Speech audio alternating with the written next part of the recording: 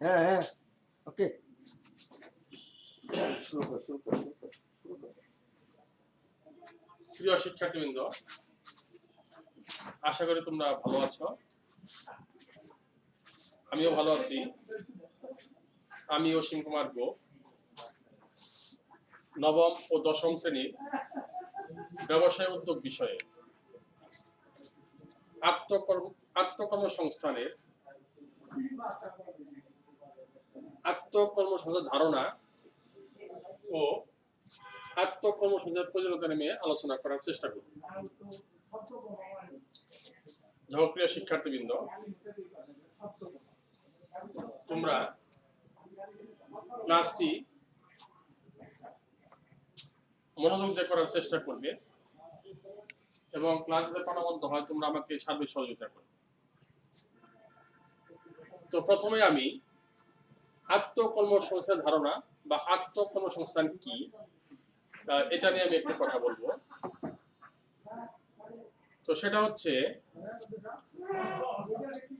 নিজের দক্ষতা ও গুণাবলী দ্বারা নিজে নিজের কর্মসংস্থান করাকে আত্মকর্মসংস্থান বলে। নিজের দক্ষতা ও গুণাবলী দ্বারা নিজে নিজে কর্মসংস্থান করাকে আত্মকর্মসংস্থান বলে। এটাকে আরো স্পষ্ট করে বলা যায় নিজস্ব পুঁজি অথবা ঋণ করা সম্পদ, অর্থাৎ নিজের কি পরিমাণ পুঁজি আছে এবং ঋণ করার সম্পদ, নিজস্ব সম্পদ, জ্ঞান ও বুদ্ধিমত্তা ও দক্ষতায় কাজে লাগিয়ে ন্যূনতম ঝুঁকি নিয়ে আত্মপ্রচেষ্টায় নিয়োজিত হয়ে জীবিকা অর্জনের উদ্দেশ্যে বা ব্যবস্থাকে আত্মকর্মসংস্থান বলে। তাহলে প্রিয় শিক্ষার্থীবৃন্দ, আমরা কি জানলাম? আমরা জানলাম আত্মকর্মসংস্থান কি। আত্মকর্মসংস্থান হচ্ছে নিজেই নিজের দক্ষতা ও গুণাবলীকে কাজে লাগিয়ে নিজে নিজে কর্মসংস্থান করাকে আত্মকর্মসংস্থান বলে। এটাকে আরো স্পষ্ট করে বলা যায়, দেখো আমার হোয়াইট বোর্ডে লেখা আছে যে নিজের দক্ষতা ও গুণাবলী দ্বারা নিজে নিজের কর্মসংস্থান করাকে আত্মকর্মসংস্থান বলে। এটাকে আরো স্পষ্ট করে বলা যায় নিজস্ব পুঁজি অথবা ঋণ করা সম্পদ, নিজস্ব সম্পদ, জ্ঞান ও বুদ্ধিমত্তা ও দক্ষতার কাজে লাগিয়ে ন্যূনতম ঝুঁকি নিয়ে আত্মপ্রচেষ্টা জীবিকা অর্জনের ব্যবস্থাকে বলা হবে আত্মকর্মসংস্থান। আত্মকর্মসংস্থানের প্রয়োজনীয়তা নিয়ে এখন কথা বলবো। দেখো, তোমাদের বইয়ের 25 পৃষ্ঠায় দেওয়া আছে নেসেসিটি অফ সেলফ এমপ্লয়মেন্ট, আত্মকর্মসংস্থানের প্রয়োজনীয়তা। কি বলা আছে? নোয়াখালীর সানজিদা ইসলাম স্থানীয় কলেজ থেকে স্নাতক পাশ করেও যোগ্যতা অনুযায়ী চাকরি লাভে ব্যর্থ হন। বেশ কিছুদিন বেকার থাকার পর তিনি স্থানীয় যুব উন্নয়ন কার্যালয় থেকে ফুল চাষের উপর প্রশিক্ষণ নেওয়ার সিদ্ধান্ত নেন। প্রশিক্ষণ শেষে 1 একর জমিতে ফুল চাষ করেন। প্রথম মৌসুমে তার আয় হলো 50,000 টাকা। লাভের টাকা পেয়ে তার আগ্রহ বহুগুণে বেড়ে গেল। এরপর তিনি ঢাকায় গিয়ে ফুল চাষের উপর দিনব্যাপী কর্মশালায় যোগ দিলেন ও পুষ্পমেলা ঘুরে দেখলেন। এখান থেকে তিনি নতুন দেশি বিদেশি জাতের ফুলের বীজ নিয়ে চাষ করে অনেক আয় করলেন। কঠোর পরিশ্রম আর সুযোগের সঠিক ব্যবহারের কারণে তার ব্যবসায় 5 বছরে অনেক বড় আকার ধারণ করে। তিনি সম্প্রতি তার জেলার সেরা নারী উদ্যোক্তা পুরস্কার পান। পুরস্কার গ্রহণ করে তিনি আগত সবাইকে আত্মকর্মসংস্থান মুক্ত প্রয়োজনীয়তা সম্পর্কে অবগত করেন।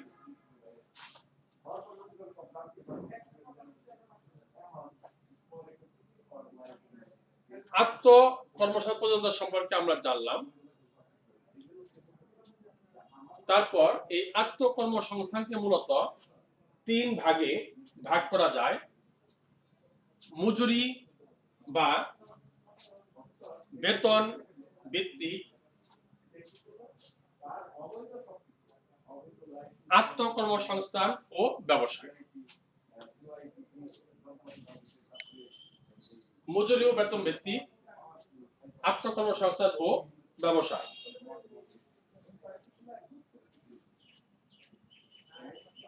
দুই, কর্মসংস্থানের প্রধান উৎস সরকারি ও বেসরকারি প্রতিষ্ঠান। মানে কর্মসংস্থানের প্রধান উৎস হচ্ছে সরকারি এবং বেসরকারি প্রতিষ্ঠান। আমাদের বাংলাদেশ একটি জনবহুল দেশ। জনসংখ্যা বৃদ্ধির সাথে সাথে শ্রমজীবী ও চাকরিজীবীর সংখ্যা বৃদ্ধি পাচ্ছে। কর্মসংস্থানের চাহিদা যে হারে বৃদ্ধি পায় সে হারে কর্মসংস্থানের সংখ্যা বৃদ্ধি পায়। তাহলে আমাদের বাংলাদেশ একটি জনবহুল দেশ। এই জনবহুল দেশে জনসংখ্যা বৃদ্ধির সাথে সাথে কর্মসংস্থানের সংখ্যা বৃদ্ধি পাচ্ছে। সেই ক্ষেত্রে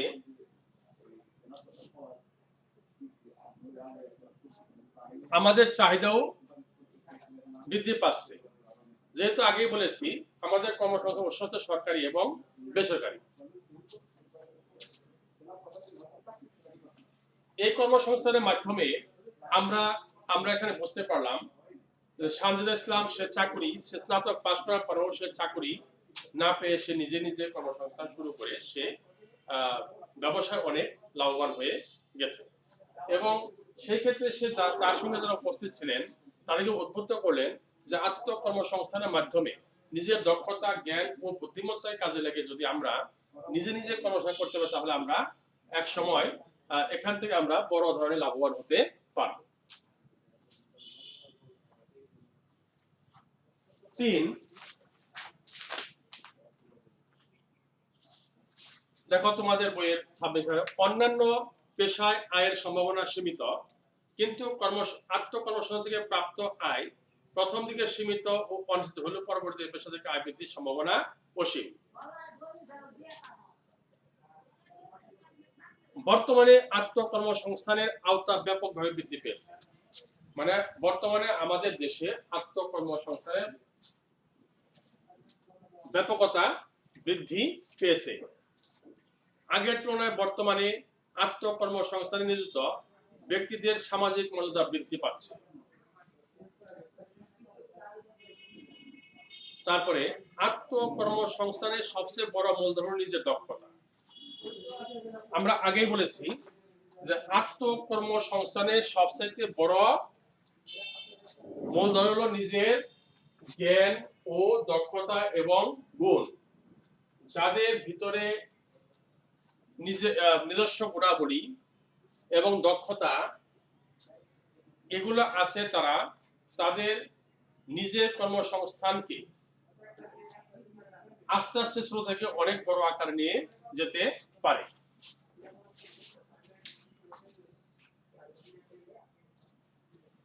কর্ম সম্পাদনের জন্য যে যন্ত্রপাতি ও কাঁচামাল প্রয়োজন তার অর্থ সংস্থান করা অনেকটা সহজ। তারপরে আত্মকর্মসংস্থান একটা স্বাধীন পেশা।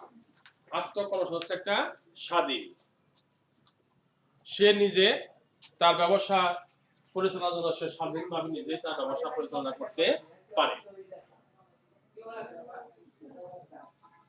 আর এই ব্যবসায় যেহেতু অনেক সময় নিজের বাড়িতে বা জমিতে করা যায় সেহেতু আলাদা কোনো খরচ হয় না। তাহলে আমরা কি জানলাম? আমরা জানলাম আত্মকর্মসংস্থান একটা স্বাধীন পেশা। এই পেশায় কারণে কোনো জবাবদিহি করতে হয় না।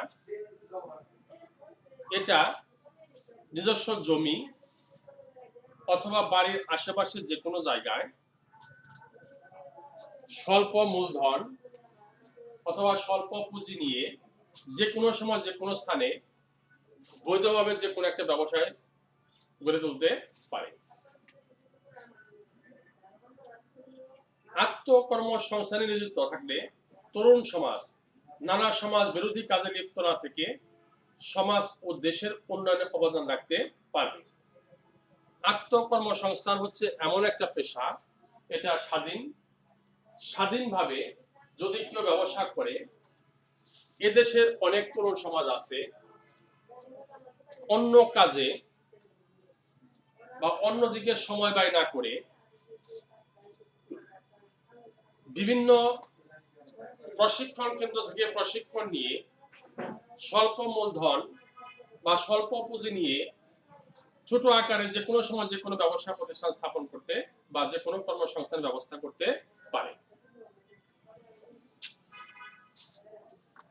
যেমন যদি বাড়ির আশেপাশে পতিত জমি থাকে, সেখানে সবজি চাষ করে অথবা মুরগির খামার করে এভাবে তারা তাদের বা নিজে নিজে কর্মসংস্থান ব্যবস্থা করতে পারে। নেক্সট, বাংলাদেশে জনসংখ্যা বেশি হয়, এখানে মজুরি অনেক কম। আবার আমাদের দেশে মৌসুমী বেকারত্বের সমস্যা প্রকট। এই সকল সমস্যার সমাধানে আত্মকর্মসংস্থান গুরুত্বপূর্ণ অবদান রাখতে পারে। আত্মকর্মসংস্থানের মাধ্যমে শহরমুখী জনস্রোত নিয়ন্ত্রণ ও গ্রামীণ সমাজ ও অর্থনৈতিক উন্নয়ন নিশ্চিত করা যায়। আত্মকর্মসংস্থানের মানসিকতা যুব সমাজকে দেশপ্রেমে উদ্বুদ্ধ করে এবং স্বেচ্ছামূলক কাজে উৎসাহিত করে। আত্মকর্মসংস্থানের জন্য বয়স কোনো সমস্যা নয়, এর মাধ্যমে যে কোনো বয়সের মানুষ তার দক্ষতা অনুযায়ী অর্থ উপার্জন করতে পারে। তাহলে আমরা আজকে জানলাম আত্মকর্মসংস্থান কি। আত্মকর্মসংস্থান হচ্ছে সাধারণ অর্থে নিজের দক্ষতা ও গুণাবলীকে কাজে লাগিয়ে নিজে নিজে কর্মসংস্থান করাকে আত্মকর্মসংস্থান বলে। এটাকে আরো স্পষ্ট করে বলা যায়, নিজস্ব পুঁজি অথবা ঋণ করা সম্পদ, নিজস্ব সম্পদ, জ্ঞান ও বুদ্ধিমত্তাকে কাজে লাগিয়ে ন্যূনতম ঝুঁকি নিয়ে জীবিকা অর্জনের উদ্দেশ্যে আত্মপ্রচেষ্টায় নিয়োজিত হয়ে নিজের কর্মসংস্থান ব্যবস্থা করাকে বলা হবে আত্মকর্মসংস্থান।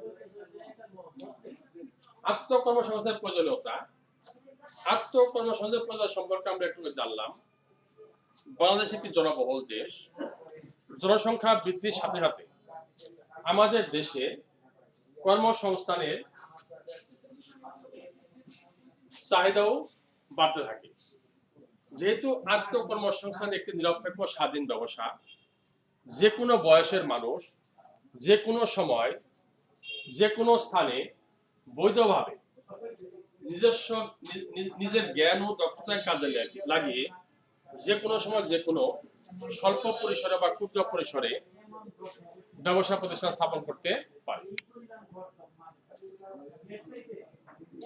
তাহলে আমরা আমাদের দেশের প্রেক্ষাপট অনুযায়ী আমরা জানলাম আত্মকর্মসংস্থানের প্রয়োজন।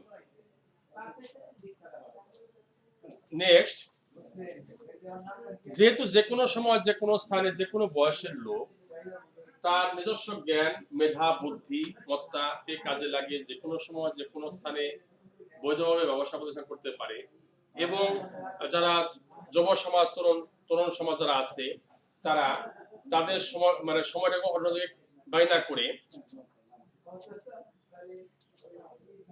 যে কোনো প্রশিক্ষণ কেন্দ্র থেকে প্রশিক্ষণ নিয়ে তারা যে কোনো সময় যে কোনো ব্যবসা স্থাপন করতে পারে বা নিজে নিজে কর্মসংস্থান সুযোগ করে নেওয়ার চেষ্টা করে নিতে পারে। আত্মকর্মসংস্থানের মধ্যে এর বেশ কিছু উদাহরণ আছে।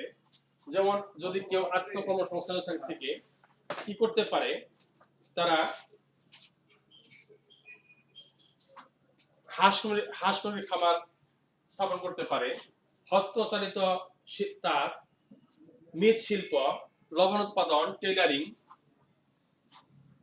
মৎস্য চাষ, এগুলো হচ্ছে আত্মকর্মসংস্থানের আওতাভুক্ত। তাহলে প্রিয় শিক্ষার্থীবৃন্দ, আজকে আমরা জানলাম আত্মকর্মসংস্থান ধারণা বা আত্মকর্মসংস্থান কি এবং এর প্রয়োজনীয়তা। এই সময় প্রিয় শিক্ষার্থীবৃন্দ, তোমরা স্বাস্থ্যবিধি মেনে প্রয়োজন ছাড়া ঘরের বাইরে বের না হয়ে তোমরা তোমাদের স্বাস্থ্যের প্রতি যত্ন নিয়ে বাসায় বসে লেখাপড়া করবে। এবং স্বাস্থ্যবিধি মেনে চলবে এবং সবার সুস্বাস্থ্য কামনা করে আমি এখানেই আমার ক্লাস শেষ করছি। ধন্যবাদ সবাইকে।